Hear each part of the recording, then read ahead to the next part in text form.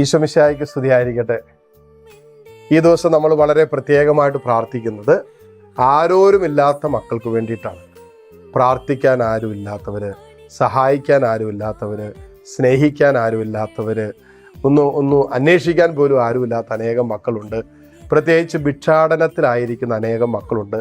വഴിയോരങ്ങളിൽ ഭിക്ഷാടനം ചെയ്ത് ജീവിക്കുന്നവരുണ്ട്. ഇവരെല്ലാവരെയും പ്രത്യേകം നമുക്ക് സമർപ്പിച്ച് പ്രാർത്ഥിക്കാം.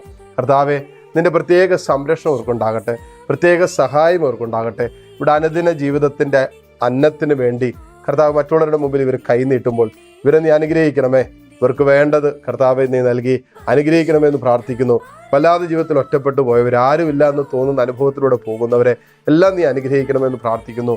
സ്നേഹിക്കാനും പ്രാർത്ഥിക്കാനും ഒക്കെ ആരുമില്ലാത്ത അനേകം മക്കളുണ്ട്. വേണ്ടപ്പെട്ടവരെന്ന് പറയാൻ ആരുമില്ലാത്തവർ, അനാഥരായി മാറി എല്ലാവരെയും നീ അനുഗ്രഹിക്കണമെന്ന് പ്രാർത്ഥിക്കുന്നു.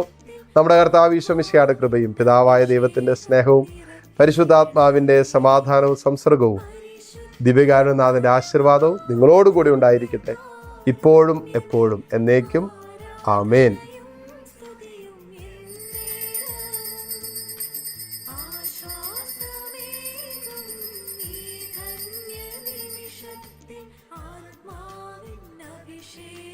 ഈശോ മിശിഹായ്ക്ക് സ്തുതിയായിരിക്കട്ടെ.